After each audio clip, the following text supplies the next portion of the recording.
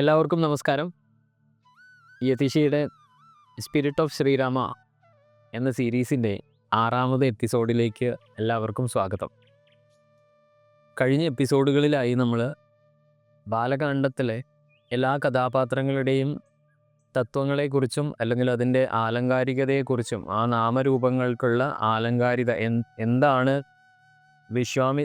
വിശ്വാമിത്രൻ എന്നാലും ജനകൻ എന്നാലും എന്നൊക്കെ വാൽമീകി ഉദ്ദേശിച്ചത് ശ്രീരാമനും ഭരതനും ലക്ഷ്മണനും ശത്രുഘ്നനും ഒക്കെ ആ പേരിൻ്റെ ഉള്ളിൽ വിളക്കി ചേർത്ത തത്വങ്ങൾ എന്തൊക്കെയാണ് എന്ന് നമ്മൾ വളരെ ആഴത്തിൽ പരിശോധിക്കുകയുണ്ടായി.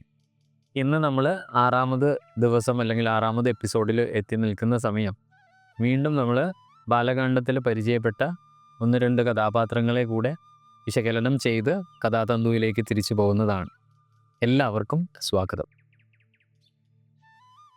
ഓം വന്ദേ ഗുരുപാദദ്വന്ദ്വം അവാങ്മാനസഗോചരം രക്തശുക്ലപ്രഭാമിശ്രം അതൈർക്യം ത്രൈപുരം മഹാ. ഓം ശ്രീ ഗുരുഭ്യോ നമഃ. ഹരി ഓം.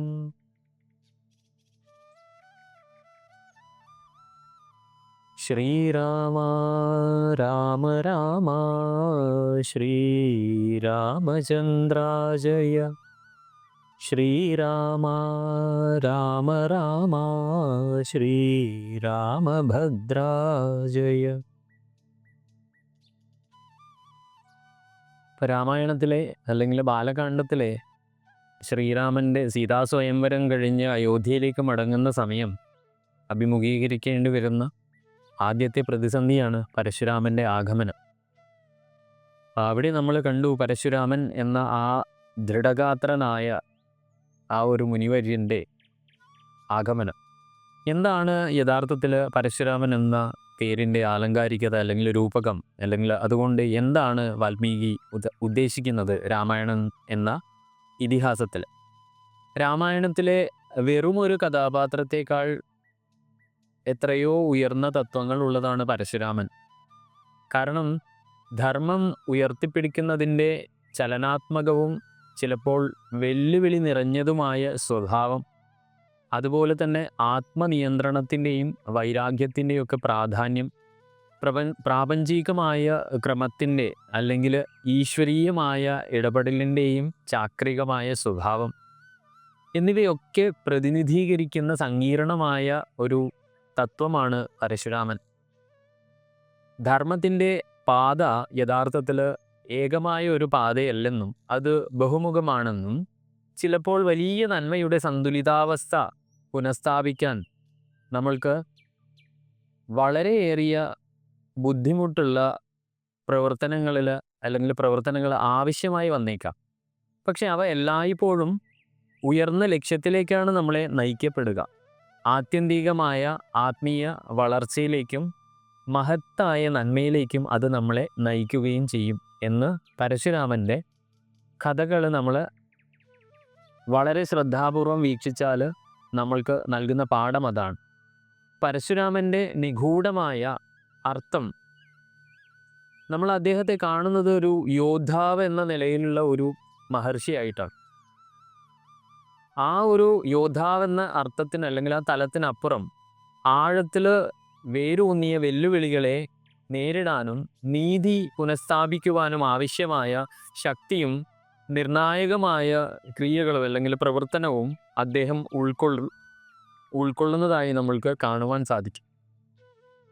സാമൂഹിക ഘടനകൾ പ്രപഞ്ചത്തിൽ അസന്തുലിതാവസ്ഥയിലാകുമ്പോൾ അല്ലെങ്കിൽ പ്രകൃതിയിലെ സാമൂഹിക ഘടന അസന്തുലിതമാകുമ്പോൾ ഇടപെടാൻ തയ്യാറായ ഈശ്വരീയമായ ഒരു നീതിയുണ്ട്, പ്രകൃതിയുടെ നീതി. അതും ഒക്കെ നമ്മൾക്ക് പരശുരാമനിൽ അന്തർലീനമായി കാണാം. അദ്ദേഹത്തിൻ്റെ ഗുണഗണങ്ങൾ അല്ലെങ്കിൽ താത്വികമായ അദ്ദേഹത്തെ ഒന്ന് അവലോകനം ചെയ്യുമ്പോൾ അല്ലെങ്കിൽ നമ്മൾ അദ്ദേഹത്തെ ഒന്ന് അനലൈസ് ചെയ്താൽ, വീക്ഷണം ചെയ്യുന്ന സമയത്ത് നമുക്ക് മനസ്സിലാക്കാൻ പറ്റുന്ന ഒന്നാമത്തെ പ്രമേയം അല്ലെങ്കിൽ ഒന്നാമത്തെ അവസ്ഥ, ദൈവകോപവും ധാർമ്മികമായ അല്ലെങ്കിൽ ധർമ്മത്തിൻ്റെ പുനഃസ്ഥാപനവും ഒക്കെ അദ്ദേഹത്തിൻ്റെ ജീവിതത്തിലൂടെ നിഴലിച്ചു പോകുന്നത് കാണാൻ സാധിക്കും. അവിടെയാണ് ആ ആ അധർമ്മത്തിനെതിരെയുള്ള ആ ദൈവീകമായ പ്രതികാരം അല്ലെങ്കിൽ ആ പ്രതികാരത്തിൻ്റെ ചിഹ്നമായ കോടാലിയെ നമ്മൾക്ക് കാണാം. പരശുരാമനെ നിർവചിക്കുന്ന അല്ലെങ്കിൽ പരശുരാമൻ്റെ നിർവചിക്കുന്ന ഗുണം ശിവൻ നൽകിയ ആ പരശു തന്നെയാണ്, ആ കോടാലി തന്നെയാണ്. അനീതിയുടെ, അതായത് അധർമ്മത്തിൻ്റെ ബന്ധങ്ങൾ വിച്ഛേദിക്കാൻ ആവശ്യമായ മൂർച്ചയുള്ളതും അതുപോലെ നിർണായകവുമായ പ്രവർത്തനത്തിൻ്റെ ഒരു രൂപകമാണ് യഥാർത്ഥത്തിൽ ആ കോടാലി. അപ്പോൾ കോടാലി എറിഞ്ഞ് കേരളത്തെ വീണ്ടെടുത്തു എന്നൊക്കെ പറയുമ്പോൾ നമ്മൾ ഈ താത്വികപരമായ ഒരു വിശകലനം ചെയ്താൽ, കേരളത്തിൻ്റെ ചരിത്രപരമായ ഘടന നോക്കിയാൽ നമ്മൾക്ക് വളരെ വളരെ കൃത്യമായി നമ്മൾക്ക് മനസ്സിലാവും എന്തുകൊണ്ടാണ് ആ ഒരു ഫ്രേസ് നിലവിൽ വന്നത്, എന്തുകൊണ്ട് അങ്ങനെയൊരു ചൊല്ലുണ്ടായി, എന്തുകൊണ്ട് അങ്ങനെയൊരു ഐതിഹ്യമുണ്ടായി. അത് നമുക്ക് ഇവിടെയുള്ള വിഷയമല്ലാത്തത് കൊണ്ട് നമ്മൾ അതിലേക്ക് ആഴത്തിൽ പോകുന്നില്ല. പക്ഷെ എന്നാലും നിങ്ങൾക്ക് ഇതിൻ്റെ കോണ്ടെക്സ്റ്റുകളിൽ ഒന്ന് കൂട്ടിയിണക്കിയാൽ വായിച്ചെടുക്കാൻ പറ്റുന്നതേ ഉള്ളൂ. അതറിയാതെയാണ് പലപ്പോഴും നമ്മൾ ഈ ഐതിഹ്യങ്ങളൊക്കെ പുച്ഛിച്ച് തള്ളുന്നത്. അപ്പോൾ അഴിമതിക്കാരായ ക്ഷത്രിയർക്ക് അല്ലെങ്കിൽ ആ യോദ്ധാക്കളായ ഈ സമൂഹത്തെ സംരക്ഷിക്കേണ്ട ക്ഷാത്ര വംശ കുലത്തിൽ ജനിച്ചവർ, അതായത് ക്ഷത്രിയർ, ആ ക്ഷത്രിയർക്കെതിരെ അദ്ദേഹം നടത്തിയ ആവർത്തിച്ചുള്ള പ്രചാരണങ്ങൾ അല്ലെങ്കിൽ പ്രവൃത്തികൾ പ്രാപഞ്ചിക ക്രമത്തെ തടസ്സപ്പെടുത്തുന്ന അല്ലെങ്കിൽ ആ പ്രപഞ്ചക്രമത്തെ അടിച്ചമർത്തുന്ന ആ ശക്തികളെ ഇല്ലാതാക്കാനുള്ള ഒരു ചാക്രികമായ ആവശ്യകതയെ മാത്രമാണ് പ്രതീകപ്പെടുത്തുന്നത്.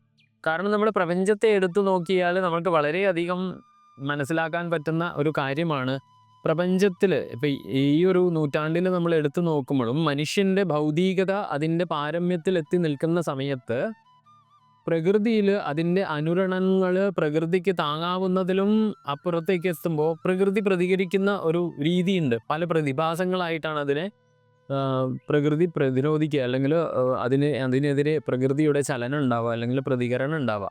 നമ്മൾക്കറിയാം, ഇപ്പോൾ വയനാട് പോലെയുള്ള പ്രദേശങ്ങളിൽ ഈ അടുത്ത് അടിക്കടി ഉണ്ടാവുന്ന ഉരുൾപൊട്ടലും മലവെള്ളപ്പാച്ചിലും ഒക്കെ നമ്മൾക്ക് തരുന്ന സൂചന വളരെ കൃത്യമാണ്.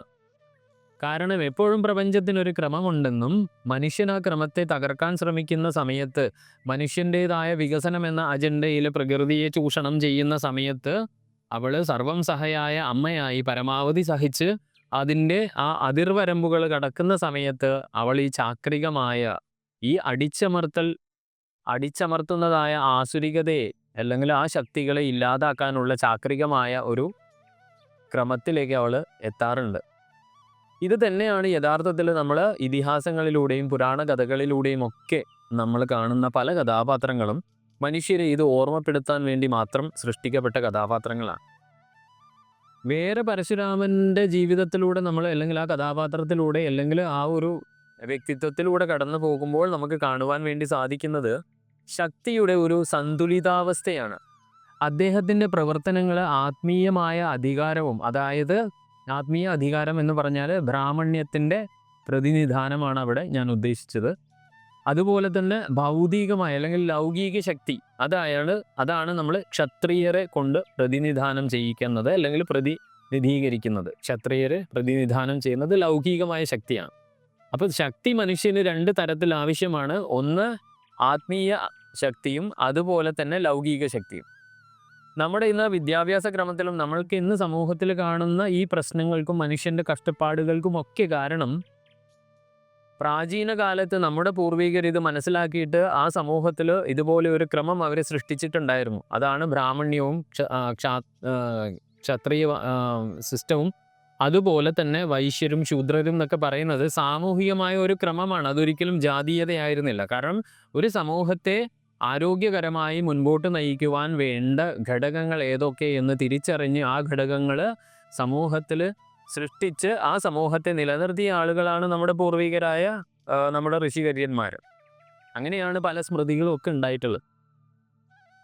ഇവിടെ ഈ ഇവർ തമ്മിൽ ഒരു അനിവാര്യമായ ബന്ധം ആവശ്യമാണ്. അതായത് ആത്മീയമായ ശക്തിയും ബ്രാഹ്മണ്യത്തിൻ്റെ ശക്തിയും ലൗകിക ശക്തിയും ക്ഷത്രിയ ശക്തിയും തമ്മിൽ ഒരു ഐക്യം എന്തായാലും വേണ്ടതാണ് സമൂഹത്തിൻ്റെ നിലനിൽപ്പിന്.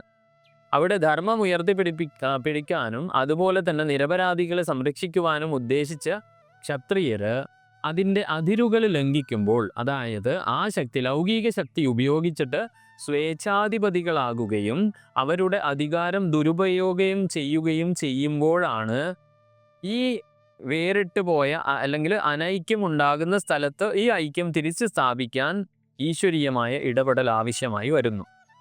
പ്രകൃതിയിലായാലും സാമൂഹിക ക്രമത്തിലായാലും നമ്മൾക്ക് സാമൂഹിക ചരിത്രം പരിശോധിച്ച് നോക്കിയാൽ തന്നെ ഈ കാര്യം വളരെ വ്യക്തമാണ്. കാരണം ആധുനിക ഭാരതത്തിൽ അല്ലെങ്കിൽ സ്വാതന്ത്ര്യാനന്തര ഭാരതത്തിൽ അല്ലെങ്കിൽ സ്വാതന്ത്ര്യപൂർവ്വ ഭാരതത്തിൽ നോക്കിയാലും സമൂഹത്തിൽ ഇങ്ങനെയുള്ള അനാചാരങ്ങളും അടിച്ചമർത്തലുകളും ഉണ്ടാവുന്ന സമയത്ത് സമൂഹത്തെ ഉദ്ധരിക്കാൻ വേണ്ടിയിട്ട് ഒരുപാട് പുണ്യാത്മാക്കൾ ജന്മം കൊള്ളുന്നത് നമുക്ക് കാണാൻ സാധിക്കും. അത് തന്നെയാണ് സ്റ്റേറ്റ്മെൻ്റ് ആയിട്ട് അവിടെ ഫസ്റ്റ് ഡിഗ്രിയിൽ ഭഗവാൻ ശ്രീകൃഷ്ണൻ പറഞ്ഞത്, യഥാഹി ധർമ്മസ്യ ഗ്ലാനിർഭവതി ഭാരത അഭ്യുത്ഥാനം അധർമ്മസ്യ തദാത്മാനം സൃജാമ്യഹം. കാരണം ഇത് ഈശ്വരീയമായ ഒരു കാര്യമായിട്ട് നമ്മൾ ജീവിതത്തിൽ ഉടനീളം അനുഭവിക്കുന്നതാണ്. അപ്പം പരശുരാമൻ്റെ വ്യക്തിത്വത്തിലും ജീവിതത്തിലൂടെ കടന്നു പോയാലും അദ്ദേഹം അനുഷ്ഠിച്ച പ്രവർത്തനങ്ങൾക്ക് അടിത്തറയായി ഈ പറയുന്ന തത്വങ്ങൾ നമുക്ക് കാണുവാൻ വേണ്ടി സാധിക്കും. ഇനി വേറെ ഒരു സവിശേഷത നമുക്ക് കാണാൻ സാധിക്കുന്നത് കോപത്തിന് അല്ലെങ്കിൽ കോപത്തിൻ്റെ ഉദ്ദേശ്യപൂർവമായ പ്രകടനമാണ്. നമ്മൾ പല ഋഷീശ്വരന്മാരും കോപത്തിൻ്റെ വക്താക്കളായി കാണാം. പക്ഷേ ഇവിടെ പരശുരാമൻ്റെ ആ പ്രസിദ്ധമായ കോപം യഥാർത്ഥത്തിൽ അത് അനിയന്ത്രിതമായ കോപമൊന്നുമല്ല. കോപം തലയ്ക്ക് പിടിച്ച് അദ്ദേഹം എല്ലാത്തിനെയും ഇല്ലാതാക്കിയതല്ല. മറിച്ച് അത് ഈശ്വരീയമായ ആ നീതിയുടെ, ദൈവീക നീതിയുടെ പ്രകടനമാണെന്നാണ് യഥാർത്ഥത്തിൽ നമുക്ക് വ്യാഖ്യാനിക്കാൻ സാധിക്കുന്നത്. കാരണം എന്താണ്? നമ്മളിപ്പോൾ ഈശ്വരീയമായ അസ്തിത്വങ്ങളെ എടുത്തു നോക്കിയാൽ നരസിംഹം തൻ്റെ ഭക്തനെ സംരക്ഷിക്കുന്ന ആ ഉഗ്രമായ ഭക്തിയെ പോലെ അല്ലേ, നമ്മൾക്ക് നരസിംഹാവതാരത്തിൻ്റെ ആ ഉഗ്രത അത് യഥാർത്ഥത്തിൽ എന്താണ്? അതൊരു ഈശ്വരീയമായ ഇടപെടലാണ്. കാരണം ഈ പറയുന്ന പ്രാപഞ്ചിക ക്രമം താളം തെറ്റുന്ന സമയത്ത് അതിനെ പുനഃസ്ഥാപിക്കുവാൻ വേണ്ടി ഈശ്വരീയമായ ശക്തി ചൈതന്യങ്ങൾ ഘോര രൂപത്തിലൊക്കെ പ്രകടമാവും എന്ന്, അല്ലെങ്കിൽ ഉഗ്രതയിൽ പ്രകടമാവും എന്ന് നമുക്ക് ഒരുപാട് ദർശനങ്ങളിലൂടെ മനസ്സിലാക്കാൻ സാധിക്കും. കാരണം ഇന്ത്യൻ സ്വാതന്ത്ര്യ സമരം ചരിത്രം എടുത്താൽ പോലും നമ്മൾക്കറിയാം സൗമ്യമായ പ്രതികരണങ്ങളും ഉണ്ടായിരുന്നു. നേതാജി സുഭാഷ് ചന്ദ്രബോസിനെ പോലെ, ഭഗത് സിംഗിനെ പോലെയുള്ള ഉഗ്രതയോടെ പ്രതികരിച്ച ആളുകളെയും നമുക്ക് കാണാം. ഇതൊക്കെ എന്തിനാണ്? അന്നത്തെ കാലത്തെ സമൂഹത്തെ സംരക്ഷിക്കാൻ വേണ്ടി, അന്ന് സമൂഹത്തിൽ ഉണ്ടായ അടിമത്തത്തിൻ്റെയും അരാജകത്വത്തിൻ്റെയും എതിരെ പ്രതികരിക്കാൻ ഉയർന്നു വരുന്ന വ്യക്തിത്വങ്ങളാണ്. അങ്ങനെ പ്രാചീന കാലത്ത് ഉണ്ടായ വ്യക്തിത്വങ്ങളെയാണ് നമ്മൾ പുരാണങ്ങളിലും ഇതിഹാസങ്ങളിലൂടെയൊക്കെ കാണുന്നത്. ആധുനിക കാലത്തുണ്ടായ ആളുകളെ നമ്മൾ ചരിത്രപരമായ പുസ്തകങ്ങളിൽ നമുക്ക് കാണാൻ സാധിക്കും. ഇനി അദ്ദേഹത്തിൻ്റെ ഈ പറയുന്ന ആദ്യത്തെ സവിശേഷതയായ ഈ ദൈവകോപവും ധർമ്മ പുനഃസ്ഥാപനവും അദ്ദേഹം ചെയ്തത് ഈ പറയുന്ന പോലെ കോടാലി, അതായത് ഈ അനീതിയെ, അധർമ്മത്തെയും ആ ബന്ധങ്ങൾ, ആ അധർമ്മത്തിൻ്റെ അനീതിയുടെ ബന്ധനങ്ങൾ വിച്ഛേദിക്കാൻ കോടാലി ഉപയോഗിച്ച് അദ്ദേഹം ചെയ്യുന്നത്. കോടാലീൻ്റെ ഒക്കെ യഥാർത്ഥ അർത്ഥവും അല്ലെങ്കിൽ ഈ പറയുന്ന തത്വമൊക്കെ വളരെ വളരെ വളരെ നൈഷ്ഠികതയൊക്കെയാണ് യഥാർത്ഥത്തിൽ. ധാർമ്മികമായ നൈഷ്ഠികത, അതാണ് പാശുപതർ എന്ന സിസ്റ്റം, ഒരു കൾട്ട് തന്നെ പരശുരാമനെ പിൻപറ്റിയിട്ടുണ്ടായിരുന്നു ജൈമിനി മഹർഷിയുടെ കാലമായപ്പോഴേക്കും. അപ്പോൾ ഇതൊക്കെ നമുക്ക് ചരിത്രപരമായ വസ്തുതയാണ്. അപ്പോൾ മഴു എന്നത് കേവലം ഒരു മഴുവല്ല യഥാർത്ഥത്തിൽ.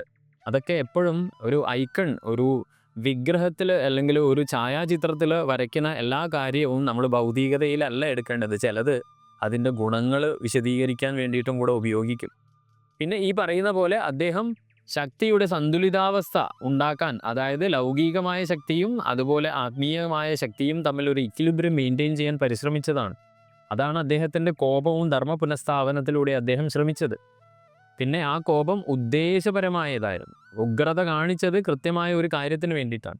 പിന്നെ അദ്ദേഹം നമ്മൾക്ക് തരുന്ന ഒരു പാഠം, അല്ലെങ്കിൽ അദ്ദേഹത്തിൽ നിന്ന് നമ്മൾക്ക് പഠിക്കാനുള്ള പാഠം അല്ലെങ്കിൽ തത്വം പരിവർത്തനവും ആത്മനിയന്ത്രണവുമാണ്. അതെങ്ങനെയാണ് പരശുരാമനിൽ നിന്ന് നമ്മളത് പഠിക്കേണ്ടതെന്ന് പറഞ്ഞാൽ, സ്വയം ബ്രാഹ്മണ കുലത്തിൽ നിന്ന് ഒരു യോദ്ധാവിൻ്റെ ഭാവത്തിലേക്ക് അദ്ദേഹത്തിൻ്റെ ഒരു പരകായ പ്രവേശം അല്ലെങ്കിൽ പ്രകൃതപരമായ മാറ്റം, പരിണാമം നമ്മൾക്ക് കാണാൻ സാധിക്കും. പരശുരാമൻ ഒരു ബ്രാഹ്മണ കുടുംബത്തിലാണ് ജനിച്ചതെങ്കിലും ധർമ്മസേവനത്തിലുള്ള കടമകളുടെ ദ്രാവകത പ്രദർശിപ്പിക്കുന്ന ഒരു ക്ഷത്രിയന്റെ അല്ലെങ്കിൽ യോദ്ധാവിന്റെ വേഷം അദ്ദേഹം പിന്നീട് സ്വീകരിച്ചത് നമ്മൾക്ക് കാണാൻ സാധിക്കും. അറിവിൻ്റെയും ശക്തിയുടെയും ലയനത്തെ അത് യഥാർത്ഥത്തിൽ പ്രതീകപ്പെടുത്തുന്നുണ്ട്. അതായത് ബ്രാഹ്മണ കുലത്തിൽ ജനിച്ച് ബ്രാഹ്മണ്യത്തിൻ്റെ എല്ലാ അറിവും സ്വീകരിച്ചതിന് ശേഷം ആ അറിവ് ശക്തിയിലേക്ക് ലയിപ്പിക്കുകയാണ് അദ്ദേഹം ചെയ്തത്. അതാണ് അദ്ദേഹത്തിന് പിന്നീട് യോദ്ധാവിൻ്റെ ഒരു പരിവേഷം ലഭിക്കുന്നത്. അങ്ങനെ ഒരാളുടെ കടമകൾ, അതായത് പരമ്പരാഗത ജാതി വിഭജനങ്ങളെ മറികടക്കുന്ന ആശയം, ആ ധർമ്മം പുനഃസ്ഥാപിക്കാൻ വേണ്ടിയിട്ട് ഈ വിഭജനങ്ങളെ മറികടക്കുന്ന ഒരു ആശയത്തെ നമ്മൾക്കിവിടെ കാണാൻ സാധിക്കും. വ്യക്തികൾ അവരുടെ ശക്തികളെ, അതായത് അവരുടെ കഴിവുകളെ സ്വീകരിക്കുകയും അവരുടെ പ്രവൃത്തികളെ ആ നിമിഷത്തിൻ്റെ ആവശ്യങ്ങൾ നിറവേറ്റുന്നതിനായി പൊരുത്തപ്പെടുത്തുകയും ചെയ്യുന്നതിൻ്റെ ഒരു എക്സാമ്പിളായിട്ട്, ഒരു ഉദാഹരണമായിട്ട്, ഒരു രൂപകമായിട്ട് യഥാർത്ഥത്തിൽ ഇതിനെ നമ്മൾക്ക് കാണാം. അദ്ദേഹം ആർജിച്ച കഴിവും ശക്തിയും അദ്ദേഹം ആ ധർമ്മ പുനഃസ്ഥാപനത്തിന് വേണ്ടിയിട്ട് ഉപയോഗിക്കുകയാണ് ചെയ്തത്. ഒരു ബ്രാഹ്മണനായ യോദ്ധാവായോ അതല്ലെങ്കിൽ യോദ്ധാവായ ഒരു മുനിയെയോ ആ ആശയം നമ്മൾക്ക് അദ്ദേഹത്തിൽ ദർശിക്കാൻ സാധിക്കും. പിന്നെ ഉള്ളതാണ് അദ്ദേഹം ആന്തരികമായ ശത്രുക്കളെ കീഴടക്കുക എന്നുള്ള ഒരു കാര്യം നമ്മൾക്ക് കാണിച്ചു തരുന്നുണ്ട് അദ്ദേഹത്തിൻ്റെ ജീവിതത്തിലൂടെ. പരശുരാമൻ തൻ്റെ പിതാവായ ജമദഗ്നിയുടെ കൽപ്പന പ്രകാരം സ്വന്തം അമ്മയായ രേണുകയെ ശിരച്ഛേദം ചെയ്തതിൻ്റെ, അല്ലെങ്കിൽ ആ കുപ്രസിദ്ധമായ ഒരു പ്രവൃത്തിയുണ്ട് കുപ്രസിദ്ധം എന്ന് പറയാൻ കാരണം നമ്മളെല്ലാവരും അതിനെ തെറ്റിദ്ധരിച്ചതുകൊണ്ടാണ്. സ്വന്തം അമ്മയെ കൊന്നയാളല്ലേ ഇദ്ദേഹത്തിന് എന്തിനാണ് വിഷ്ണുവിൻ്റെ ദശാവതാരങ്ങളിലൊക്കെ പെടുത്തിയത് എന്നൊക്കെ ചോദിക്കും. അപ്പോൾ യഥാർത്ഥത്തിൽ അത് നമ്മൾ ഈ പറയുന്ന പോലെ അതിൻ്റെ ആലങ്കാരികത മനസ്സിലാക്കാതെ കഥകളിൽ മാത്രം, അല്ലെങ്കിൽ കഥ ഒരു യഥാർത്ഥ 100% അതിൻ്റെ ഭൗതികതയിലേക്ക് മാത്രം ഉൾക്കൊണ്ടത് കൊണ്ടാണ്, ലൗകികമായ കാഴ്ചപ്പാടിൽ അതിനെ കൊണ്ട് മാത്രം സംഭവിച്ചു പോയതാണ്. ചില ആത്മാക്കൾ അല്ലെങ്കിൽ ചില വ്യക്തിത്വങ്ങൾ ആത്മനിയന്ത്രണം നേടുന്നതിനായി സമ്പൂർണമായ സമർപ്പണം, അല്ലെങ്കിൽ ആ സമ്പൂർണ്ണ അനുസരണം, അതുപോലെ ലൗകിക മോഹങ്ങളോടും അഹങ്കാരത്തോടുമുള്ള ആസക്തി വിച്ഛേദിക്കുന്ന ഒരു സമീപനം സ്വീകരിക്കുന്നത് നമ്മൾ കാണാറുണ്ട്. അതായത് ഉപേക്ഷിക്കുന്നതിൻ്റെ പ്രതീകമായി വ്യാഖ്യാനിക്കുന്ന ഒരു വിവാദപരമായ പ്രവൃത്തിയാണ് യഥാർത്ഥത്തിൽ അദ്ദേഹത്തിൻ്റെ ആ ശിരച്ഛേദം. ജീവിതത്തിലേക്കുള്ള അവളുടെ ആ ശിരച്ഛേദം ചെയ്ത ആ ഭഗിനിയുടെ പുനഃസ്ഥാപനത്തെ തുടർന്ന് ഈ പ്രവൃത്തി നിസ്സംഗതയുടെയും ഭക്തിയുടെയും പരിവർത്തന ശക്തിയാണ് യഥാർത്ഥത്തിൽ ഊന്നിപ്പറയുന്നത്. അതായത് നമ്മുടെ ജീവിതത്തിൽ നമ്മൾ മുൻകാലത്തിൽ ചെയ്തു പോയ കഠിനമായ എന്ത് പ്രവൃത്തികളെയും നിസ്സംഗതയുടെയും ഭക്തിയുടെയും പിൻബലത്തോടെ നമ്മൾക്ക് പരിവർത്തനത്തിന്, നമ്മുടെ തന്നെ പരിവർത്തനത്തിന് വേണ്ടി അതിനെ ഉപയോഗിക്കാം എന്ന് നമ്മളവിടെ മനസ്സിലാക്കേണ്ടതാണ്. അതുപോലെ തന്നെയാണ് അതിൽ മോചനവും പാപപരിഹാരവും. തൻ്റെ പ്രവൃത്തികൾക്ക് ശേഷം പരശുരാമൻ തപസ് ചെയ്യുകയും തൻ്റെ പ്രവൃത്തികൾക്ക് വേണ്ടി പ്രായശ്ചിത്തം ചെയ്യുകയും ചെയ്യുന്നത് നമ്മൾ കാണുന്നുണ്ട്. ക്ഷമിക്കാനാവാത്തതായി തോന്നുന്ന പ്രവൃത്തികൾ ചെയ്തതിന് ശേഷം മോചനത്തിൻ്റെ സാധ്യതയെ എടുത്തു കാണിക്കുന്നു. പക്ഷേ ഇത് ഞാൻ പറയുമ്പോൾ നിങ്ങൾ പലപ്പോഴും വിചാരിക്കും, അല്ലെങ്കിൽ നിങ്ങൾ തെറ്റിദ്ധരിക്കും, അല്ലെങ്കിൽ തർക്ക സ്വഭാവത്തിൽ നിങ്ങൾ ചിലപ്പോൾ എന്നോട് ചോദിക്കും, അങ്ങനെയാണെങ്കിൽ എല്ലാം ചെയ്തിട്ട് പോയി തപസ് ചെയ്താൽ പോരെ? നോക്കൂ, നമ്മൾ എന്ത് തെറ്റും അല്ലെങ്കിൽ നമ്മൾ എന്ത് കൊടും പാപങ്ങളും ചെയ്തു പോകുന്നത് അറിവില്ലായ്മയുടെയോ അന്ധകാരത്തിൻ്റെയോ അജ്ഞതയുടെയോ ഈ പറയുന്ന അടിത്തറയിലോ അല്ലെങ്കിൽ അതിൻ്റെ പിൻബലത്തോടെയോ ആണെങ്കിൽ നമ്മൾക്ക് പശ്ചാത്താപത്തിനുള്ള അർഹതയുണ്ട്. എല്ലാ വരായികകളെക്കുറിച്ച് ചിന്തിച്ച് മനസ്സിലാക്കിയതിന് ശേഷം നമ്മൾ ചെയ്യുന്ന പ്രവൃത്തികൾക്ക് ഒരു ന്യായീകരണമോ ഒരു നീതീകരണവും ഇല്ല. ഇതാണ് യഥാർത്ഥത്തിലെ തത്വം, അല്ലെങ്കിൽ യഥാർത്ഥ ധർമ്മം. അങ്ങനെയാണ്. കാരണം നമ്മൾ അറിവില്ലായ്മ കൊണ്ട് ചെയ്തു പോയി എന്ന് തിരിച്ചറിഞ്ഞു കഴിഞ്ഞാൽ, ഞാൻ ചെയ്തത് തെറ്റാണ്, ചെയ്യാൻ പാടില്ലായിരുന്നു എന്ന് അറിഞ്ഞാൽ ജീവിതത്തിലേക്ക് തിരിച്ചു വരുവാനുള്ള പ്രായശ്ചിത്തം ചെയ്യാനുള്ള അധികാരം നമ്മൾക്കുണ്ട്, അല്ലെങ്കിൽ അവകാശം നമുക്കുണ്ട്. പക്ഷേ താൻ ചെയ്യുന്ന പ്രവൃത്തിയുടെ അനന്തര ഫലത്തെക്കുറിച്ച് കൃത്യമായ ബോധ്യം ഉണ്ടായതിനു ശേഷവും നമ്മൾ അത് ചെയ്യുകയാണെങ്കിൽ ചരിത്രത്തിൽ നമുക്കതിന് മാപ്പുണ്ടാവില്ല.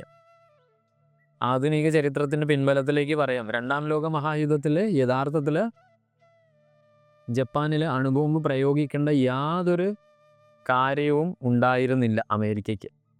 പക്ഷേ അത് ചെയ്തത് ഈ പറയുന്ന പോലെ താൻ ചെയ്യുന്നത് തെറ്റാണ് എന്ന പൂർണ്ണ ബോധ്യത്തോടു കൂടിയാണ് തൻ്റെ മാനത്തെ രക്ഷിക്കാൻ അല്ലെങ്കിൽ തൻ്റെ അഭിമാനത്തെ രക്ഷിക്കാൻ എന്നുള്ള വ്യാജേന സ്വയം കീഴടങ്ങുന്ന അവസ്ഥയിലുണ്ടായ ആ രാജ്യത്തിന് നേരെ നിഷ്കരുണം നമ്മൾ അണുവായുധ ആക്രമണം ചെയ്ത് നിഷ്കളങ്കരായ ലക്ഷക്കണക്കിന് ആളുകളുടെ ജീവിതം തകർത്തെറിഞ്ഞത് നമ്മൾ കണ്ടു. ഇങ്ങനെയുള്ളതിന് നമ്മൾക്ക് ഈ പറയുന്ന പോലെ മാപ്പില്ല. കാരണം എന്താ? രണ്ടാം ലോക മഹായുദ്ധത്തിൽ ഇറ്റലിയും ഈ പറയുന്ന ജർമ്മനിയും അടിയറവ് പറഞ്ഞതിന് ശേഷം ശേഷിച്ച ജപ്പാന് സഖ്യകക്ഷികളോട് പൊരുതി ജയിക്കാൻ കഴിയില്ല എന്ന കൃത്യമായ ധാരണ ഉണ്ടായിരുന്നിട്ടും അമേരിക്ക അത് ചെയ്യാൻ പാടില്ലാത്തതായിരുന്നു. ഒരു അണുബോംബ് ഇട്ടതിന് ശേഷം വീണ്ടും 3 ദിവസത്തിന് ശേഷം അടുത്തതും. അപ്പോൾ ഇത് ഞാൻ ചരിത്രത്തിൻ്റെ ഉദാഹരണം എടുത്തത്, നമ്മൾ ചർച്ച ചെയ്യുന്ന ഈ പുരാണം അത് ഒരിക്കലും സമകാലിക ജീവിതവുമായി ഒരു ബന്ധമില്ല എന്ന് പറയുന്നത് ശുദ്ധമായ വിഡ്ഢിത്തരമാണ്. ഇതിൽ പറയുന്ന ദർശനങ്ങൾ കാലപ്രസക്തിയുള്ളതാണ്, സനാതനമാണ്. അതുകൊണ്ട് തന്നെ നമ്മൾക്ക് എക്കാലവും ജീവിതത്തിൽ നമ്മൾക്കതിനെ പ്രയോഗിക്കാൻ സാധിക്കണം. പിന്നെ പരശുരാമൻ്റെ ജീവിതത്തിൽ ഇനി നമുക്ക് പരശുരാമൻ്റെ ആ രൂപകങ്ങളിലേക്ക്, അതിൻ്റെ തത്വങ്ങളിലേക്ക് നമ്മൾക്ക് വരാം. പരശുരാമൻ്റെ ജീവിതത്തിൽ പിന്നെ നമ്മൾ കാണുവാൻ വേണ്ടി, അല്ലെങ്കിൽ പരശുരാമൻ എന്ന കഥാപാത്രത്തിലൂടെ നമുക്ക് കാണുവാൻ വേണ്ടി സാധിക്കേണ്ടത് യുഗങ്ങളുടെ ഒരു പരിവർത്തന കാലഘട്ടത്തെക്കുറിച്ചിട്ടാണ്. ശ്രീരാമന് വേണ്ടി യഥാർത്ഥത്തിൽ ഗ്രൗണ്ട് സെറ്റ് ചെയ്യുക അല്ലെങ്കിൽ നിലമൊരുക്കാനാണ് അവിടെ നമ്മൾ കാണുന്ന ആദ്യത്തെ പരശുരാമൻ്റെ ഇടപെടൽ. വാൽമീകി രാമായണത്തിൽ ശ്രീരാമനുമായുള്ള പരശുരാമൻ്റെ കൂടിക്കാഴ്ചകൾ വളരെ നിർണായകമായ സമയത്താണ്. പരശുരാമൻ ചെയ്യാൻ കഴിയാത്ത ഒരു പ്രവൃത്തിയായ ത്രംബകം രാമൻ ഭേദിച്ച സമയത്ത് പരശുരാമൻ രാമനെ വിഷ്ണുവിൻ്റെ അടുത്ത അവതാരമായി അംഗീകരിക്കുകയാണ്. ഇത് യഥാർത്ഥത്തിൽ ദൈവികമായ ശക്തിയുടെ കൈമാറ്റത്തെയും ഒരു പുതിയ യുഗത്തിൻ്റെ പുതിയ ധർമ്മരൂപത്തിൻ്റെ ആഗമനത്തെയും സൂചിപ്പിക്കുന്നതാണ്. അദ്ദേഹം തൻ്റെ ഭീമാകാരമായ ആ ശാരംഗവില്ല്, വിഷ്ണുവിൻ്റെ ആ ധനുസ് ശ്രീരാമന് വിട്ടുകൊടുക്കുകയാണ് ചെയ്യുന്നത്. അത് യഥാർത്ഥത്തിൽ നമ്മൾ മനസ്സിലാക്കേണ്ടത് 2 യുഗങ്ങൾക്കിടയിലുള്ള ഈശ്വരീയമായ ചൈതന്യങ്ങളുടെ സമാഗമമാണ്. നമ്മളിപ്പോൾ ഒരു ഒളിമ്പിക്സിലൊക്കെ നമ്മൾ മാരത്തോൺ കണ്ടിട്ടില്ലേ? റിലേ മത്സരം കണ്ടിട്ടില്ലേ? റിലേ മത്സരം എങ്ങനെയാണ് സംഭവിക്കുക? ഈ പറയുന്ന പോലെ ആ ബാറ്റൺ ഏന്തിയ ഒരാൾ അദ്ദേഹത്തിൻ്റെ ലാപ്പിൻ്റെ അവസാനം ആ ബാറ്റൺ അടുത്ത ആളിന് കൈമാറുന്ന പ്രതിഭാസം. ഇത് തന്നെയാണ് നമ്മൾ വാൽമീകി രാമായണത്തിൽ പരശുരാമനും ശ്രീരാമനും തമ്മിലുള്ള സമാഗമത്തിലൂടെ മനസ്സിലാക്കേണ്ടത്. അപ്പോൾ ഇവർ തമ്മിൽ യഥാർത്ഥത്തിൽ 2 യുഗങ്ങൾക്കിടയിലുള്ള ഒരു പാലം എന്ന് വേണമെങ്കിൽ നമുക്ക് പറയാം. പരശുരാമനെ യഥാർത്ഥത്തിൽ ആധ്യാത്മികപരമായി ഒരു ചിരഞ്ജീവിയായി, അമർത്യനായിട്ടാണ് കണക്കാക്കുന്നത്. അതായത് ചിരഞ്ജീവിത്വം എന്തുകൊണ്ട് എന്ന് പറഞ്ഞാൽ, ഞാൻ നേരത്തെ പറഞ്ഞ പോലെ തന്നെ പരശുരാമൻ, പരശു എന്നത് യഥാർത്ഥത്തിൽ ധർമ്മ പുനഃസ്ഥാപനത്തിന് വേണ്ടിയിട്ടുള്ള നൈഷ്ഠികമായ സ്വഭാവ സവിശേഷതയാണ് യഥാർത്ഥത്തിൽ ആ പരശു കൊണ്ട് ഉദ്ദേശിക്കുന്നത്. നിങ്ങൾക്കത് എളുപ്പം മനസ്സിലാവും. ഷാവലിൻ മോങ്സിനെ കുറിച്ച് ചിന്തിച്ചാൽ മതി. ഷാവലിൻ മോങ്സ് യഥാർത്ഥത്തിൽ ആധുനിക കാലഘട്ടത്തിൽ പരശുരാമ സമ്പ്രദായത്തെ റെസംബിൾ ചെയ്യുന്ന ആൾക്കാരാണ്. പഴയ അല്ലെങ്കിൽ പ്രാചീനമായ ഭാരതത്തിൽ അങ്ങനെയുള്ള ഒരു കൾട്ടായിരുന്നു പാശുപതർ. നമ്മുടെ ശബരിമല ശാസ്താവുമായിട്ടൊക്കെ, അയ്യപ്പൻ എന്ന ആ പാരമ്പര്യവുമായിട്ടൊക്കെ ആ ജൈമിനി മഹർഷിയുടെ ശിഷ്യഗണത്തിൽ പെടുന്ന ആ പാശുപതർക്ക് വലിയ സ്വാധീനം ഉണ്ടായിട്ടുണ്ട്. നമ്മൾ ചരിത്രപരമായി നോക്കിയാൽ അതിനെ മനസ്സിലാക്കാൻ വേണ്ടി സാധിക്കും. അപ്പോൾ ഇവിടെ ചിരഞ്ജീവിത്വം എന്ന് പറയുന്നത് തന്നെ എന്താ? ധർമ്മ പുനഃസ്ഥാപനത്തിന് വേണ്ടി നൈഷ്ഠികമായി പ്രവൃത്തി ചെയ്യുന്ന ആൾക്കാരുടെ അല്ലെങ്കിൽ അങ്ങനെയുള്ള വ്യക്തിത്വങ്ങൾ എന്നും ഈ ഭൂമിയിൽ നിലനിൽക്കും. അവർക്ക് മരണമില്ല. അതുകൊണ്ട് പരശുരാമൻ ചിരഞ്ജീവിയാണ്. മനസ്സിലായോ? അപ്പോൾ യഥാർത്ഥത്തിൽ ആ വ്യക്തി എന്നതിൽ അപ്പുറം ആ തത്വത്തെയാണ് നമ്മൾ മനസ്സിലാക്കേണ്ടത്. കലിയുഗത്തിൻ്റെ അവസാനം വരെ ഈ പരശുരാമനെ അല്ലെങ്കിൽ പരശുരാമൻ എന്ന അസ്തിത്വം ചിരഞ്ജീവിയായി വസിക്കും എന്ന് വിശ്വസിക്കപ്പെടുന്നു എന്ന് പറയുമ്പോൾ നമ്മൾ മനസ്സിലാക്കേണ്ടത് ചതുർയുഗങ്ങളിൽ അവസാനത്തേതായ കലിയുഗ അവസാനം വരെയും ഈ ധർമ്മ പുനഃസ്ഥാപനത്തിന് വേണ്ടി ഒരു തത്വം, ഒരു ചൈതന്യം ഈ പ്രപഞ്ചത്തിൽ എന്നും നൈഷ്ഠികമായി വളരെ ആഴത്തിൽ ശക്തിയായി പ്രവർത്തിച്ചു കൊണ്ടേയിരിക്കും. ധർമ്മം പുനഃസ്ഥാപിക്കുവാനും കലിയുഗത്തിൻ്റെ അവസാനം ഈ പറയുന്ന കൽക്കിയുടെ അവതാരം, വിഷ്ണുവിൻ്റെ 10ാമത്തെ അവതാരം, അവസാനത്തെ അവതാരമായ കൽക്കിയെ യഥാർത്ഥത്തിൽ ഉപദേശിക്കാനും അല്ലെങ്കിൽ ഗുരുസ്ഥാനീയനായി അതിനെ ആ കൽക്കി അവതാരത്തെ മുൻപോട്ട് നയിക്കാനുമാണ് യഥാർത്ഥത്തിൽ പരശുരാമൻ വിധിക്കപ്പെട്ടിരിക്കുന്നത് എന്നാണ് ഭാരതീയ സങ്കല്പം. അപ്പോൾ യുഗങ്ങളിൽ ഉടനീളം ഒരു ആത്മീയമായ മാർഗനിർദ്ദേശത്തിൻ്റെയും അറിവിൻ്റെ തുടർച്ചയെയുമാണ് യഥാർത്ഥത്തിൽ ഇത് എടുത്തു കാണിക്കുന്നത്. അപ്പോൾ നമ്മൾ മനസ്സിലാക്കേണ്ടത് പരശുരാമൻ എന്ന് പറഞ്ഞാൽ നമ്മൾക്ക് അറിയുന്ന യഥാർത്ഥത്തിൽ കോപിഷ്ഠനായ ഈ പറയുന്ന ബ്രാഹ്മണ്യനായ ക്ഷത്രിയയെ മുഴുവനും കൊന്നൊടുക്കിയ ഒരു ബ്രാഹ്മണ വെറി പിടിച്ച ഒരു അസ്തിത്വമായിട്ടല്ല, മറിച്ച് ഈ പറയുന്ന തത്വങ്ങളിലൂടെയാണ് പരശുരാമനെ നമ്മൾ സ്വീകരിക്കേണ്ടത്. പരശുരാമൻ്റെ കഥ നോക്കിയാൽ നമ്മൾക്കറിയാം. എന്താ പരശുരാമൻ വാൽമീകി രാമായണത്തിൽ ശ്രീരാമ ഞാൻ പറയുന്നത് കേൾക്കൂ, എൻ്റെ ജീവിത കഥ ഞാൻ വിവരിക്കാമെന്ന് പറയുന്നുണ്ട്.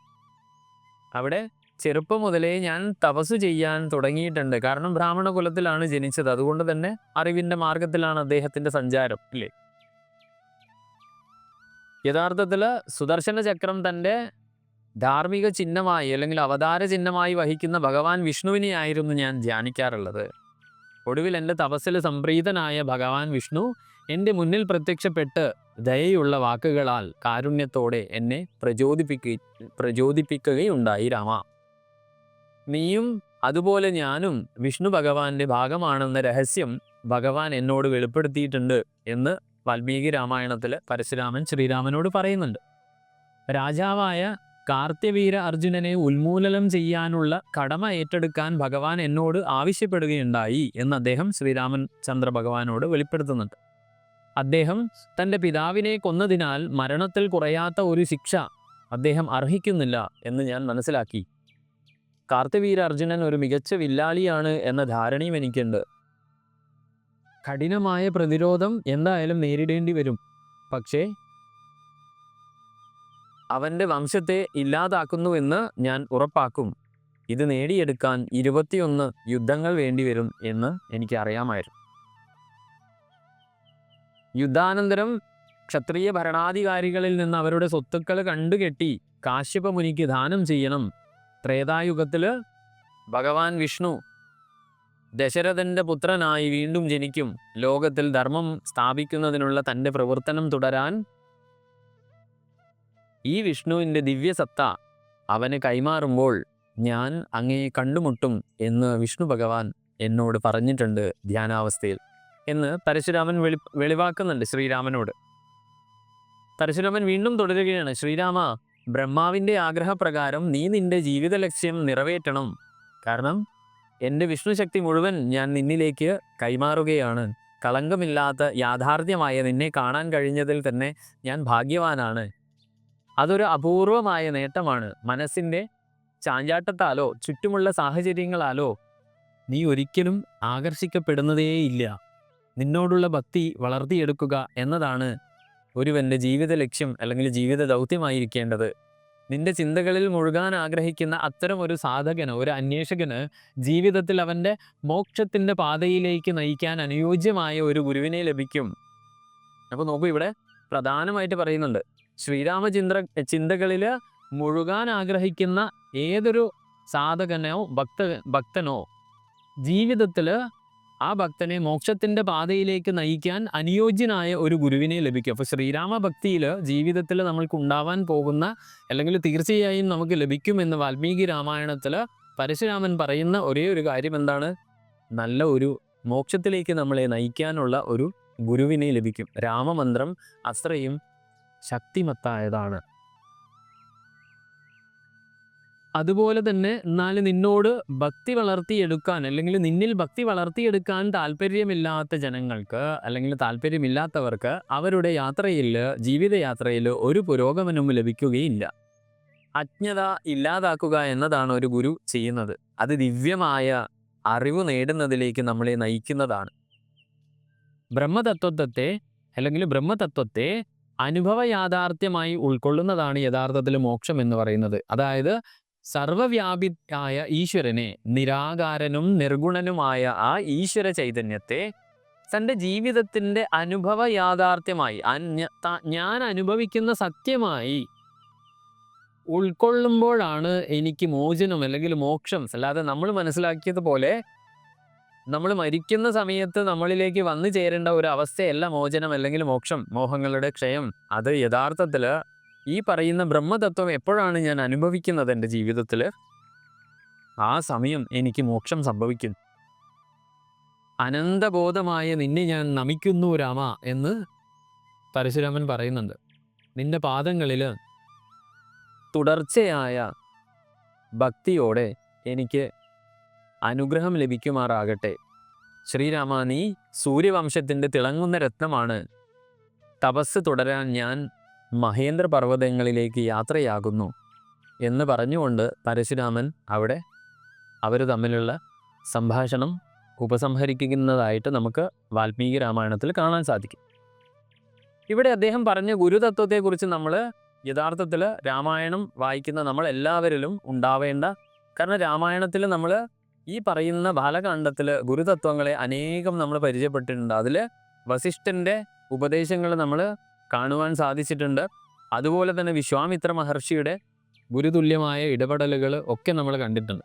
യഥാർത്ഥത്തിൽ സ്കന്ദപുരാണ പ്രകാരം അല്ലെങ്കിൽ സ്കന്ദപുരാണത്തിൻ്റെ അടിസ്ഥാനത്തിൽ ചിന്തിക്കുന്ന സമയത്ത് ഗുരുക്കന്മാരെ യഥാർത്ഥത്തിൽ 7 തരത്തിൽ അവിടെ പറഞ്ഞിട്ടുണ്ട് ഗുരുപരമ്പര. കാരണം ഈ രാമായണമൊക്കെ പിന്തുടരുന്ന നമ്മൾ യഥാർത്ഥത്തിൽ അത് വെറും ഒരു പാരായണത്തിലുപരി ഇങ്ങനെയുള്ള തത്വങ്ങൾ നമ്മൾ ജീവിതത്തിൽ മനസ്സിലാക്കുമ്പോഴാണ് യഥാർത്ഥത്തിൽ നമ്മൾക്ക് ഗുരുപരമ്പര.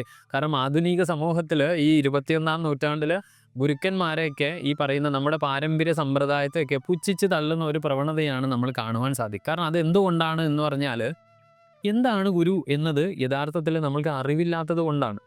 നമ്മൾക്ക് ഇന്ന് ആ ഗുരു എന്ന പദം യഥാർത്ഥത്തിൽ പരമായ ഒരു പദമാണെങ്കിൽ പോലും നമ്മൾ അതിനെ പിന്തുടരുന്നത് ആംഗലേയ പദപ്രയോഗമായ ടീച്ചർ, അധ്യാപകൻ എന്ന ഒരു അവസ്ഥയിലേക്ക് മാത്രമാണ്.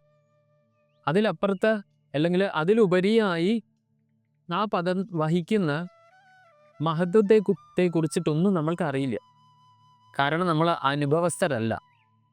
മെക്കോളയും കൂട്ടരും നമ്മൾക്ക് ആ അനുഭവം നമ്മളിൽ നിന്ന് ക്രൂരമായി എടുത്തു മാറ്റിയിട്ടുണ്ട്.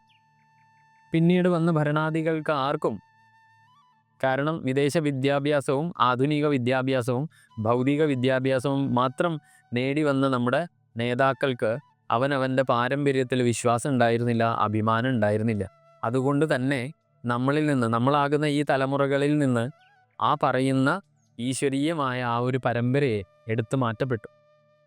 എന്താണ് സ്കന്ദപുരാണം പറയുന്ന 7 തരം ഗുരുക്കന്മാരെ, അല്ലെങ്കിൽ ഏതൊക്കെയാണ് ആ 7 തരംതിരിവുകൾ?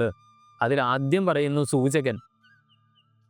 ഇപ്പോഴും നമ്മൾ ഈ പറയുന്ന ഗുരു എന്ന് പറയുമ്പോൾ നമ്മൾ എത്തി നിൽക്കുന്ന ആ ഒന്നാമത്തെ ഗുരുവിൽ മാത്രമാണ്. അതിൽ നിന്ന് ഉയരങ്ങളിലേക്കുള്ള ശ്രേണിയിലേക്ക്, ഗുരുക്കന്മാരുടെ ശ്രേണിയിലേക്ക് നമ്മൾ പോയിട്ടേ ഇല്ല. സൂചകൻ എന്ന് പറഞ്ഞാൽ നമ്മുടെ സ്കൂളുകളിലും വിദ്യാഭ്യാസ സ്ഥാപനങ്ങളിലും നമ്മെ വ്യത്യസ്ത വിഷയങ്ങൾ പഠിപ്പിക്കുന്ന ആ ഗുരുസ്ഥാനീയനെയാണ് നമ്മൾ സൂചകൻ എന്ന് വിളിക്കുക സ്കന്ദപുരാണത്തിൻ്റെ അടിസ്ഥാനത്തിൽ. നോക്കൂ, ഇവിടെ നമ്മൾ ഗുരു എന്ന് പറയുമ്പോൾ ആ ഒരു തലത്തിൻ്റെ അപ്പുറത്ത് നമ്മൾ എത്തില്ല. എന്നാൽ പുരാണത്തിൽ വീണ്ടും 2ാമത്തെ തലം പറയുന്നു, വാചകൻ. ആരാണ് ഈശ്വരീയതയെക്കുറിച്ച്, ആധ്യാത്മികതയെക്കുറിച്ച് സംസാരിക്കുകയും അതിലേക്ക് വഴികാട്ടുകയും ചെയ്യുന്നയാൾ, സംസാരത്തിലൂടെ തൻ്റെ വാചകങ്ങളിലൂടെ ഈശ്വരീയതയിലേക്ക് നമ്മളെ ആകർഷിക്കുന്ന ആളുകൾ അല്ലെങ്കിൽ നമ്മെ നയിക്കുന്ന ആളുകളെയാണ് വാചകന്മാർ അല്ലെങ്കിൽ വാചകരായ ഗുരുക്കന്മാരെന്ന് പറയും. ഇതും ഒരു പരിധി വരെ വേണമെങ്കിൽ നമുക്ക് പ്രഭാഷകരൊക്കെ നമുക്കറിയാമായിരിക്കും. ഇനി 3ാമതൊരു ശ്രേണിയെക്കുറിച്ച് പറയുന്നു സ്കന്ദപുരാണം. അത് ബൗദ്ധകരാണ്. അതായത് ഈ പറയുന്ന ഈശ്വരീയതയെക്കുറിച്ച്, ദൈവീകതയെക്കുറിച്ച്, ആത്മീയതയെക്കുറിച്ച്, പ്രസക്തമായ അതിൻ്റെ രീതികളെക്കുറിച്ചും ഇൻ്റലക്ച്വലായിട്ട് ബുദ്ധിപരമായി നമ്മളെ നയിക്കുന്ന ആളുകൾ. മുൻപേ ഞാൻ പറഞ്ഞവർ അവരുടെ വാചകങ്ങളാൽ നയിക്കുമെങ്കിൽ ഇവിടെ അതിൻ്റെ രീതികളെക്കുറിച്ച് ആഴത്തിൽ വിശകലനം ചെയ്ത് നമ്മുടെ ബുദ്ധിക്ക് സ്വീകരിക്കാനുള്ള തരത്തിൽ അതിനെ അവതരിപ്പിച്ച് നമ്മിൽ ഇഷ്ടം ജനിപ്പിച്ച് അതിലേക്ക് നമ്മളെ നയിക്കുന്ന ഗുരുക്കന്മാർ, ബൗദ്ധകരായ ഗുരുക്കന്മാർ.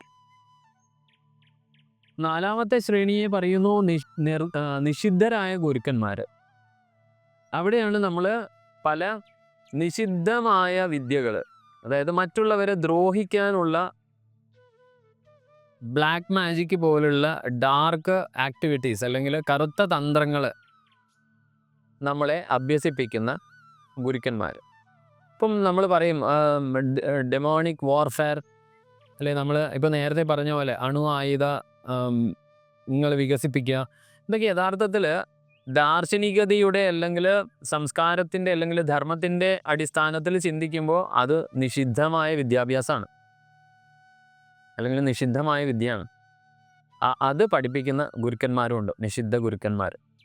അതായത് വേറെ ഒന്നുമല്ല, അതിപ്പോൾ നമ്മൾ പറയുമായിരിക്കും നമ്മുടെ പ്രതിരോധത്തിന് വേണ്ടിയിട്ടാണെന്നൊക്കെ നമ്മൾ പറയുമെങ്കിലും മാനവരാശിയെ, ധർമ്മം ചിന്തിക്കുക എപ്പോഴും ബ്രോഡ് ക്യാൻവാസിലാണ്, മാനവരാശിക്ക് ഹാനികരമാകുന്ന വിദ്യകൾ. ഇനി അടുത്തത് വിഹിതന്മാരായ ഗുരുക്കന്മാരാണ്. അതായത് ആത്മീയതയുടെ യാത്ര എങ്ങനെ ആരംഭിക്കാമെന്ന് നമ്മളെ മനസ്സിലാക്കിക്കൊണ്ട് ആ പാതയിലേക്ക്, ആ ആരംഭ യാത്രയിലേക്ക് നമ്മളെ നയിക്കുന്ന ആൾക്കാർ, അതായത് ഉപാസന സാധനാ മാർഗങ്ങളിലേക്ക് നമ്മളെ നയിക്കുന്ന ആൾക്കാരാണ് വിഹിതം, അതായത് വിഹിതന്മാരായ ഗുരുക്കൾ. അതായത് നമ്മുടെ ജന്മോദ്ദേശം നമ്മൾക്ക് മനസ്സിലാക്കി തന്ന്, നമ്മുടെ പ്രകൃതം മനസ്സിലാക്കി തന്ന്, ആ പ്രകൃതത്തെ വർദ്ധിപ്പിക്കാൻ ആവശ്യമായ ക്രിയാകലാപങ്ങളൊക്കെ നമ്മളെ പഠിപ്പിച്ച് ആ വഴി നടത്തിക്കുന്ന ആളുകൾ വിഹിതന്മാരായ ഗുരുക്കൻ. അപ്പോൾ ആധുനിക സമൂഹത്തിൽ ഇങ്ങനെയുള്ള ആൾക്കാരെ എല്ലാവരും പരിചയപ്പെടില്ല. നമ്മൾ ഈ പറയുന്ന മാക്സിമം സൂചകന്മാരായ ഗുരുക്കന്മാരെ നമ്മുടെ ജീവിതത്തിൽ നമ്മൾക്ക് അറിയാമായിരിക്കും. അതുപോലെ തന്നെ വാചകരായ ഗുരുക്കന്മാരെ ഒരു പരിധി വരെ നമ്മൾക്ക് അറിയാമായിരിക്കും. പക്ഷേ ഭൗതികരായ ഗുരുക്കന്മാർ, നിഷിദ്ധ ഗുരുക്കന്മാർ ഒരു പരിധി വരെ നമ്മൾക്കറിയാം. കാരണം ഇപ്പോഴെല്ലാവരും അല്ലേ പരമാവധി ഇങ്ങനെയുള്ള വിദ്യകളൊക്കെ പഠിക്കുന്നുണ്ട്. ഇപ്പം ഉദാഹരണം പറഞ്ഞാൽ ഹാക്കിംഗ് എന്താണ് ശരിക്കും? ഹാക്കിംഗ് ഇപ്പം നമ്മൾ പറയും പോലീസിന് ആവശ്യമുള്ളതാണ്, നല്ലതാണെന്ന് പറയുമ്പോഴും അതിൻ്റെ ബഹുഭൂരിഭാഗം വരുന്ന ആ ഹാക്കിംഗ് പർപ്പസ് ദുരുപയോഗമാണ് ചെയ്യുന്നത്. അപ്പോൾ അങ്ങനെയുള്ള വിദ്യ പകരുന്ന ആളുകളുണ്ട്, നിഷിദ്ധ ഗുരുക്കന്മാർ. പിന്നെയുള്ളതാണ് വിഹിതൻ. അത് ഈ പറയുന്ന നമ്മുടെ ഉപാസനയിലേക്കും നമ്മുടെ സാധനയിലേക്കും നയിക്കുന്ന ഗുരുക്കന്മാരാണ് വിഹിത ഗുരുക്കന്മാർ. ഇനിയുമുണ്ട് 2 ശ്രേണി, കർണാക്യന്മാർ. അതായത് യഥാർത്ഥത്തിൽ നമ്മൾ ബാക്കിയുള്ള എല്ലാ ഉത്തരവാദിത്തങ്ങളും ഉപേക്ഷിച്ച് നമ്മളെ സന്യാസിയാകാൻ പ്രോത്സാഹിപ്പിക്കുന്നയാൾ. ഇവിടെ ഉപേക്ഷിക്കുക എന്ന് പറഞ്ഞാൽ പ്രത്യേകിച്ച് സന്യാസം എന്ന് പറഞ്ഞാൽ സമ്യക്കായി ന്യസിക്കുക എന്നുള്ളതാണ്. ഉപേക്ഷിക്കുക എന്ന് പറയുന്നത് എല്ലാ ഉത്തരവാദിത്തങ്ങളും ഉപേക്ഷിക്കുക എന്നുള്ള അർത്ഥത്തിലല്ല നമ്മൾ എടുക്കേണ്ടത്.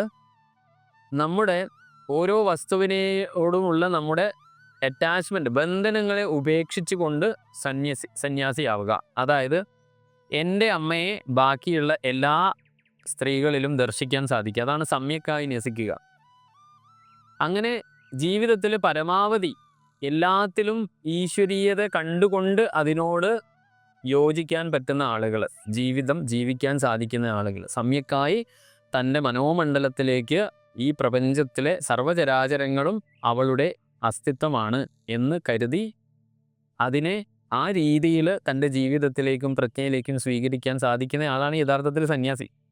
സമ്യക്കായ എല്ലാത്തിനെയും തൻ്റെ മനോബുദ്ധി അഹങ്കാരങ്ങളിലേക്ക് ന്യസിക്കാൻ സാധിക്കണം. ഇനി പരമഗുരു ആണ് 7ാമത്തെ ആള്. അത് ശക്തിപാതത്തിലൂടെ നമ്മളുടെ ഭയത്തെ അകറ്റുകയും ജീവിതത്തിൻ്റെയും മരണത്തിൻ്റെയും ബന്ധനത്തിൽ നിന്ന് നമ്മളെ മോചിപ്പിക്കുകയും ചെയ്യുന്ന ആ ഒരു വ്യക്തിത്വത്തിന് ആണ് നമ്മൾ പരമഗുരു.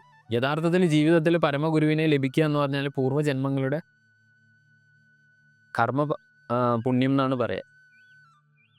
സ്വാമി വിവേകാനന്ദന്, ശ്രീരാമകൃഷ്ണ പരമഹംസരൊക്കെ ലഭിക്കുന്നത് അങ്ങനെയാണ്.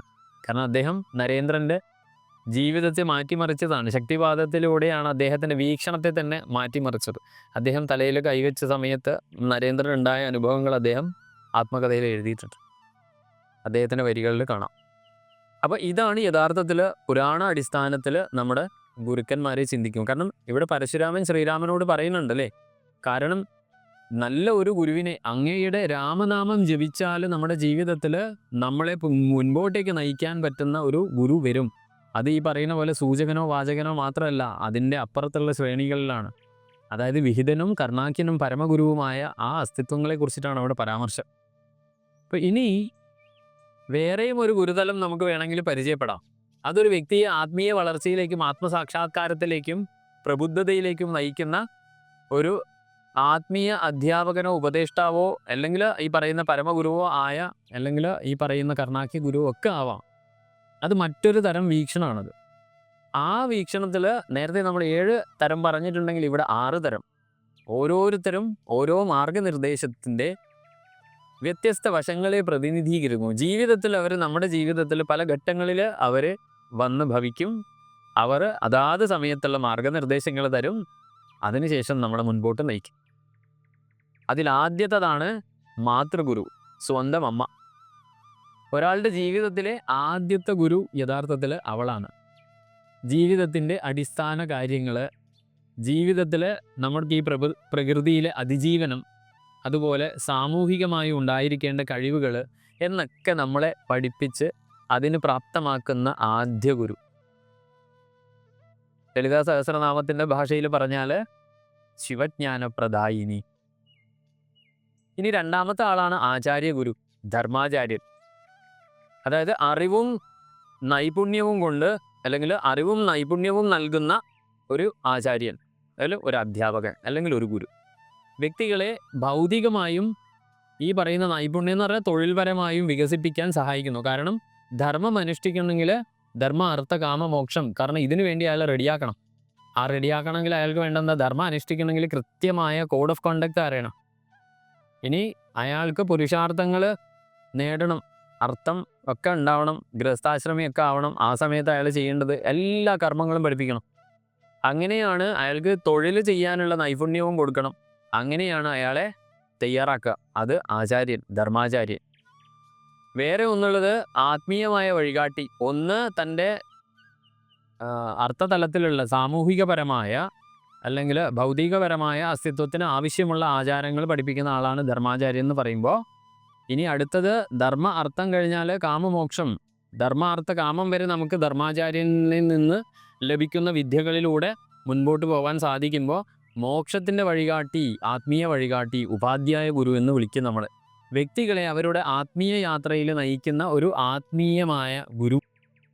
അതായത് ശ്രുതികൾ, തത്വചിന്തകൾ, ആത്മീയമായ ആചാരങ്ങൾ, ഈശ്വരീയ ദർശനം ഒക്കെ, ആത്മദർശനം ഒക്കെ പഠിപ്പിക്കുന്ന ആൾ.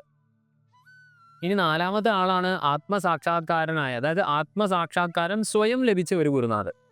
നേരത്തെ ഉള്ളതൊക്കെ നമ്മൾ ശ്രുതികളും ഇതൊക്കെ പഠിപ്പിക്കുമെങ്കിലും ഈ നാലാമത് വന്ന സദ്ഗുരു എന്ന് വിളിക്കുന്ന ആൾക്ക് സ്വയം ആത്മസാക്ഷാത്കാരം നേടിയ ആളായിരിക്കും.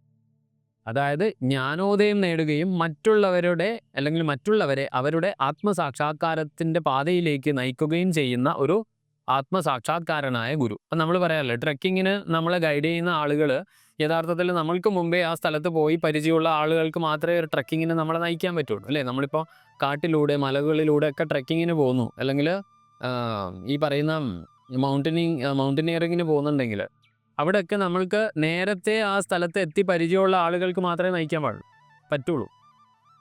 ഇവിടെയും അത് തന്നെയാണ്. ആത്മസാക്ഷാത്കാരം നേടിയ ഒരാൾക്ക് മറ്റുള്ളവരെ അവരുടെ ആത്മസാക്ഷാത്കാരത്തിലേക്ക്, ആ പാതയിലേക്ക് നയിക്കാൻ സാധിക്കുള്ളൂ. അങ്ങനെ നയിക്കുന്ന ഗുരുനാഥൻ, അതാണ് സദ്ഗുരു. പിന്നെയാണ് പ്രധാനമായ 2 ആൾക്കാർ വരുന്നത്. അതാണ് അഞ്ചാമത്തെ ആളായി വരുന്നതാണ് പ്രകൃതി എന്ന ഗുരു. അതിലാണ് നമ്മൾ ജീവിതം, പൊരുത്തപ്പെടൽ, അതിജീവനം എന്നിവയെക്കുറിച്ചുള്ള വിലപ്പെട്ട പാഠങ്ങൾ പഠിപ്പിക്കുന്ന പ്രകൃതിയാണ് നമ്മൾ ഗുരുവായി കാണുന്നത്. കാരണം പ്രകൃതിയിൽ നിന്ന് നമ്മൾ ഒരുപാട് വിദ്യകൾ അഭ്യസിക്കുന്നുണ്ട്. യഥാർത്ഥത്തിൽ പ്രകൃതിയെ വാച്ച് ചെയ്താൽ, പ്രകൃതിയെ ഒരു ഗുരുസ്ഥാനീയമായി വാച്ച് ചെയ്ത് കഴിഞ്ഞാൽ നമുക്ക് ഒരുപാട് അറിവ് കിട്ടും. ഇനി 6ാമത്തെ ഒരു ഗുരുവാണ് നമ്മുടെ ആത്മഗുരു, ആത്മാവബോധം. ആത്യന്തികമായ ഗുരു യഥാർത്ഥത്തിൽ അതാണ്. അതായത് ഒരു വ്യക്തിയുടെ സ്വന്തം ഉയർന്ന ആ ആത്മതലത്തെ അല്ലെങ്കിൽ ആത്മ അവബോധത്തെ പ്രതിനിധീകരിക്കുന്നതാണ്. അവരെ ഉള്ളിൽ നിന്ന് നയിക്കും. നമ്മൾ മനസാക്ഷി എന്നൊക്കെ നമ്മൾ വിളിക്കുന്നത്, സാധാരണ ഭാഷയിൽ മനസാക്ഷി എന്നൊക്കെ വിളിക്കുന്നത് ഈ ആത്മഗുരുവിനെയാണ്, ആത്മാവബോധത്തെയാണ്. ഭഗവത്ഗീതയിലെ ശ്രീകൃഷ്ണൻ എന്ന് പറയുന്നത് യഥാർത്ഥത്തിൽ ആരാണ്? ഈ ആത്മാവബോധമാണ്. കാരണം ഇന്ദ്രിയബോധമായ അർജുനൻ ആത്മാവബോധമായ കൃഷ്ണനോടാണ് ചോദിക്കുക. ആ കൃഷ്ണനാണ് നയിക്കുന്നത് അർജുനനെ. ഇന്ദ്രിയബോധത്തെ നയിക്കുന്നത് ആത്മാവബോധം. അപ്പോൾ ഇങ്ങനെയാണ് യഥാർത്ഥത്തിൽ നമ്മുടെ പരശുരാമൻ ശ്രീരാമനോട് പറയുന്ന ആ ഗുരു, അവിടെ ഒന്നോ രണ്ടോ വാക്കുകളിൽ ഗുരുവിനെ പറയുന്നുണ്ടെങ്കിലും ആ ഗുരുമണ്ഡലം അത്രയും വിശാലമായതാണ്. നിർഭാഗ്യവശാൽ ഈ 21-ാം നൂറ്റാണ്ടിൽ നമ്മൾക്ക് ഈ ഗുരുപാരമ്പര്യത്തെ അത്ര കാര്യഗൗരവമായി അറിയാത്തത് കൊണ്ട് തന്നെയാണ് കഴിഞ്ഞ ഏതാനും ഒരു മാസം മുമ്പെയൊക്കെ സമൂഹ മാധ്യമങ്ങളിൽ ഈ പറയുന്ന ഗുരുപൂർണിമയോടനുബന്ധിച്ച് ഒരുപാട് കോലാഹലങ്ങൾ കണ്ടു. അവരോടൊക്കെ സഹതാപമാണ് തോന്നിയത്.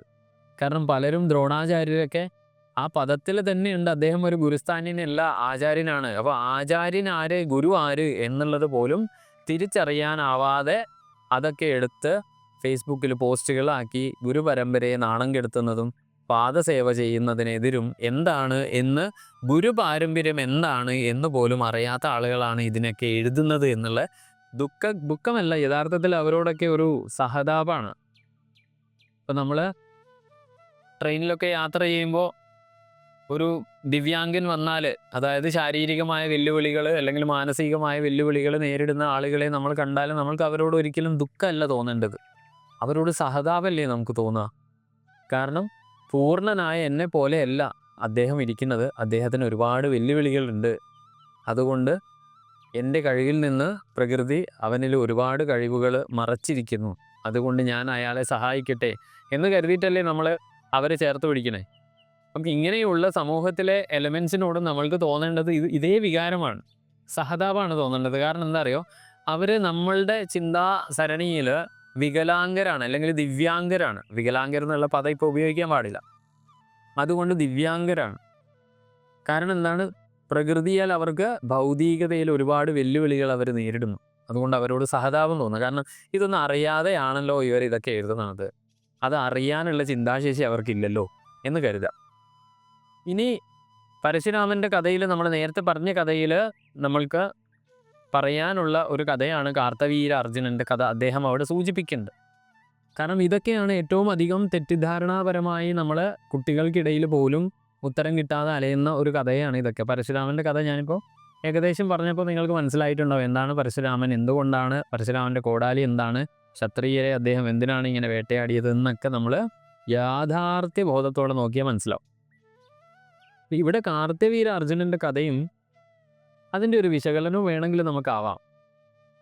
ഇവിടെ കാർത്തവീര്യ അർജുനൻ്റെ ജനനം, അദ്ദേഹത്തിന് ലഭിക്കുന്ന ഒരുപാട് വരങ്ങളും, അതുപോലെ തന്നെ അദ്ദേഹം യഥാർത്ഥത്തിൽ നല്ലൊരു രാജാവാണ്, അദ്ദേഹത്തിൻ്റെ ഭരണ നേട്ടങ്ങൾ, പിന്നീട് അദ്ദേഹത്തിനുണ്ടാവുന്ന പതനം, അതുപോലെ തന്നെ പരശുരാമനുമായിട്ടുള്ള കൂടിക്കാഴ്ച, പിന്നെ ആ പാരമ്പര്യം. അപ്പോൾ എന്താണ് യഥാർത്ഥത്തിൽ കാർത്തവീര്യ അർജുനൻ, അല്ലെങ്കിൽ അദ്ദേഹത്തിൻ്റെ പരശുരാമനും അദ്ദേഹവുമായിട്ടുള്ള ആ 21 നീണ്ട യുദ്ധങ്ങൾ എന്തൊക്കെയാണ് എന്ന് നമുക്ക് അടുത്ത എപ്പിസോഡിൽ വളരെ വിശദമായി ചർച്ച ചെയ്യാം. അപ്പം ഇന്നത്തെ എപ്പിസോഡ് പ്രധാനമായും പരശുരാമ സംവാദവും, എന്താണ് പരശുരാമ തത്വം എന്നുള്ളതും, എന്താണ് ശ്രീരാമനും പരശുരാമനും തമ്മിൽ കണ്ടുമുട്ടാനുണ്ടാകുന്ന സാഹചര്യമെന്നും, അത് 2 യുഗങ്ങളുടെ പരിണാമ സന്ധിയാണ്, സന്ധി കാലഘട്ടം എന്ന് നമ്മൾ വിളിക്കുക അതിനെ. ഇപ്പോൾ ദ്വാപരം, കലി എന്നുള്ള സന്ധി കാലഘട്ടം പോലെയാണ്. ഓരോ സന്ധി കാലഘട്ടത്തിലാണ് ഇവരെ കണ്ടുമുട്ടുന്നത്. അപ്പോൾ എങ്ങനെയാണ് ഈശ്വരീയമായ ചൈതന്യം അടുത്ത ആളുകളിലേക്ക്, ഇപ്പോൾ നമ്മൾ ഒളിമ്പിക്സ് ഒക്കെ കാണുന്നില്ലേ, ദീപശിഖാ പ്രയാണം, അത് ഒരാളിൽ നിന്ന് ഒരാളിലേക്ക് കൈമാറുന്നത് പോലെ ഈ പ്രപഞ്ചത്തെ, ഈ ധാർമ്മികതയെ, ഈ ഒരു പ്രപഞ്ചക്രമം ആകുന്ന വേദങ്ങൾ പറയുന്ന ഋതം, ആ ഋതത്തെ സൂക്ഷിക്കുവാൻ, സംരക്ഷിക്കുവാൻ വിധിക്കപ്പെട്ട ഈശ്വരീയമായ ചൈതന്യങ്ങളുടെ പിന്തുടർച്ചയാണ് പരശുരാമ ശ്രീരാമ കണ്ടുമുട്ടൽ അല്ലെങ്കിൽ സമാഗമം.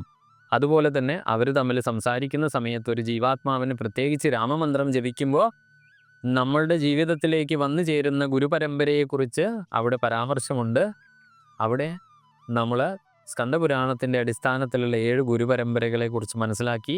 അതുപോലെ തന്നെ നമ്മളിൽ യാഥാർത്ഥ്യ ബോധത്തോടെ ഓരോ മനുഷ്യൻ്റെ ജീവിതത്തിലും വന്നു ചേരുന്ന 6 ഗുരു തത്വങ്ങൾ, അതായത് മാതൃഗുരു, ധർമാചാര്യനായ ആൾക്കാർ, ആത്മീയമായ ആചാര്യന്മാർ, ആത്മസാക്ഷാത്കാരം നേടിയ ഗുരുനാഥൻ, പ്രകൃതിയാകുന്ന ഗുരു, ആത്മാവബോധമാകുന്ന ഗുരു, ഇതൊക്കെ നമ്മൾ വിശകലനം ചെയ്തു. പരശുരാമൻ എന്ന നാമത്തിൽ ഒളിഞ്ഞിരിക്കുന്ന തത്വം എന്താണ് എന്നൊക്കെ നമ്മൾ ഇന്ന് ഈ ഒരു എപ്പിസോഡിൽ വിശകലനം ചെയ്തു. വരുന്ന എപ്പിസോഡിൽ നമ്മൾക്ക് കാർത്തിവീരാർജുനൻ്റെ കഥ മനസ്സിലാക്കാം. അതിൻ്റെ തത്വങ്ങളും നമുക്ക് ഒന്ന് മനസ്സിലാക്കാം.